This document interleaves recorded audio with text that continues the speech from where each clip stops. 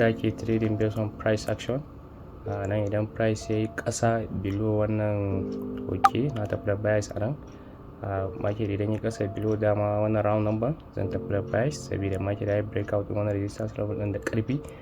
Market ya samu momentum, sannan na samu inverted hammer, sannan na ga rejection daga daidai wannan round number, so ina expecting din market ya yi sama above daidai round number, ya kulle a daidai round number ko kuma above round number saboda wannan strong momentum din, shi yasa na tafi da bias. Sannan duk wanda ke so ya join din mu a Telegram, akwai link a bio na, idan ka shiga zai kai ka Telegram channel din mu direct. Sannan duk wanda ke son amfani da wannan broker, idan ya register da link dina zai samu 200% bonus a deposit din da ya kai $50, ma'ana idan ya sa $50 zai samu $150 wanda zai trading da shi. Sannan idan kana so ka dinga trading based on price action kamar yadda muke yi, akwai Hausa trading course mu shi mana link din. Okay, kun ga die minute yanda price suka pushing din shi daidai round number ne ko above round number.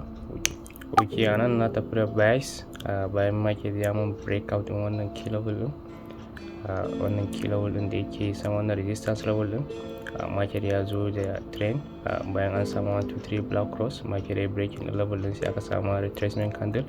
Bayan an samu retracement candle da na jira market ya zo min key level na samu rejection, sai na tafi da bias. Sannan duk wanda yake so ya join din mu a Telegram, akwai link a bio na, idan ka shiga kai ga Telegram channel din mu direct.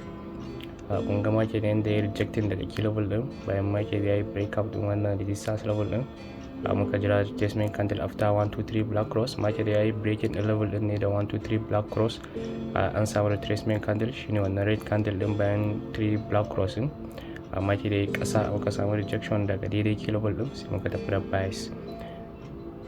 Okay, so at 2 seconds kun ga gashi na yawa mulki na tafi da sellers a nan saboda market dina ya mun double top, market dina ya mun double top, sannan da strong candle, shi yasa na tafi da sellers, amma zan ƙara tafiya da sellers a nan saboda wannan ta market zai retrace har zuwa kan neckline din haka ba, so na ƙara tafiya da sellers a nan saboda na yi double entry saboda wannan ta market zai haura har yana so ya tracing har zuwa key level din ba. Kun ga na samu double top ne, na samu double top, market ya breaking din neckline din, dukkan neckline guda biyun da ya kamata market ya breaking din shi, da ya breaking din shi sai na tafi da sellers, amma entry point din da na shiga sai market ya yi kokarin tracing har zuwa neckline din. Dama asalin entry point din kamar yadda muka ga a cikin course mu mun ce idan ya kai neckline ne ka tafi da sellers. Okay, gashi nan ya yi riba. Yanan zan tafi da sellers bayan na samu rejection daga wannan key level din.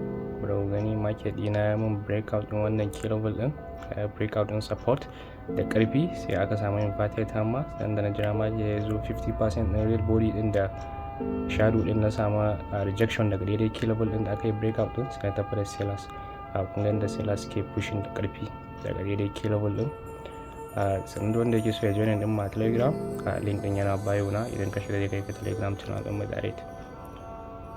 Kun ga saura 5 seconds, gashi nan da market yake pushing da ƙarfi daga daidai key level din, gashi nan wannan ya mu riba, so aka yi trading da ke anan zan tafi da bias bayan na samu rejection sun ban back entry point a daidai kan key level din na, sun tafi da bias. Bari mu gani idan market ya ƙasa. Okay, market ya ƙasa, bari mu samu wani entry point ƙara shiga. Okay, na ƙara shiga nan, still sun ƙara tura ni sama, na son shiga daidai key level din ne. Market ya yi breakout din wannan key level din, kun gani da strong candle da hammer candle. Bayan market ya zo na samu rejection daga daidai cikin kafin market ya yi breakout, bayan sun ta kokarin pushing, sannan suka zo suka breaking din level din. Da suka breaking din level din, na so ina samun rejection daga daidai kan key level din in tafi da bias, sai suka ban part entry point, suka tura ni can sama, da na jira market ya ƙara yin ƙasa, na samu entry point daga daidai key level din, still na zo shiga suka ƙara tura ni ƙasa. Bari mu jira mu ga me market zai yi, amma definitely na san market zai closing above wannan key level din da market ya break. So 3 seconds from jira.